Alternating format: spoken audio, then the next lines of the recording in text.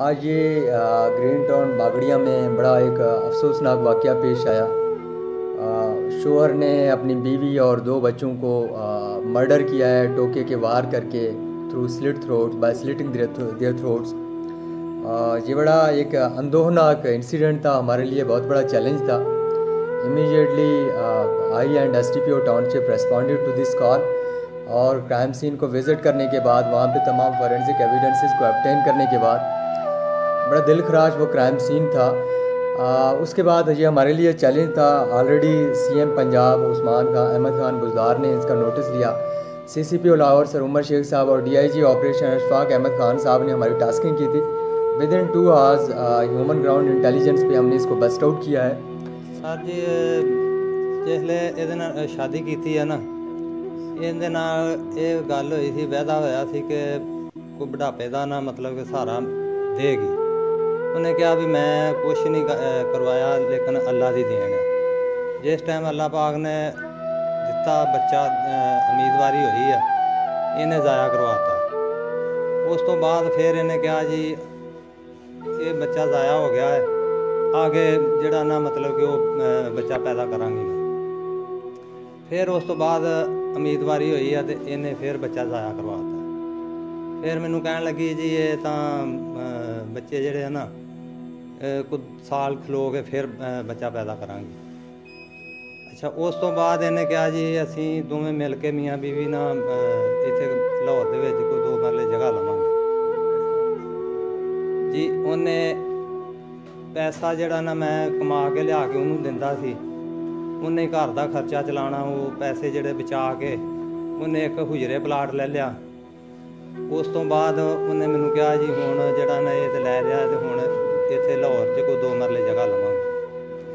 चलो उत्थे 2 मरले जगह लैके तो अपना मकान बना लांगे। चलो पिछले बारे जड़ा ना अपना कोई दुकान बना के सर्कट चला लांगे। उन्हें बगैर पुछे दसे तो उन्हें हवेली लखा 6 मरले का प्लाट फिर लै लिया। वो लिया है तो उस तो बाद जड़ा ना हुण प्लाटां दे पैसे लै गए ने।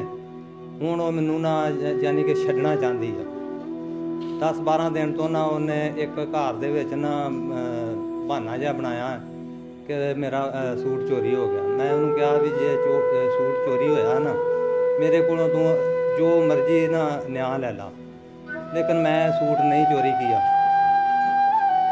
उन्हें कहा जी घर दे विचों सूट और किसी पासे नहीं गया, तू ही चोरी किया। मैं उन्होंने बड़ियां मिन्नतां कीतियां, मैं उन्होंने बड़ा प्यार नाल भी समझाया कि मैं सूट नहीं चोरी किया, मैं सूट चोरी करके कित्थे ले जाना जी। वो सुबह शाम उसका रोज़ाना का काम सी 10-12 दिन तो। वो मैनू गालां देंदी सी, मेरी मरी हुई माँ नूं गालां देंदी सी, मेरे वालिद साहब नूं बुरा बोलदी सी। अखीर मैं कल फिर मजबूर हो के तो मैं उन्होंने ये काम किया। प्लान किस तरह किया आपने? प्लान किस तरह किया? टोका कहाँ से लेके आए? ये सारी टोका सर साडे बच्चों को मारने की क्या जरूरत पेश आई? साडे घर ही हैगा सी, उहदे नाल लकड़ियां टुकदे हुंदे सी चुल्हे 'च बालन वास्ते। ते जिसले उन्हां दी मां नूं मैं मारन लगा तो वो बच्ची भज के अगे आ गई। उस तो बाद उहदी मां नूं मैं मारिया तो बच्चा भज के अगे आ गया। इस तरह बच्चों नूं। इससे पहले कभी तुम पकड़े गए हो जी? इससे पहले किसी जुर्म में पकड़े गए? नहीं जी। सलाइयाँ चेक कराई थी? ये बाकी इन्वेस्टिगेशन के लिए रहने दें। नहीं जी, सादा सिगरट पीने और इस तो इलावा कोई नशा नहीं। काम राजगिरी करना है।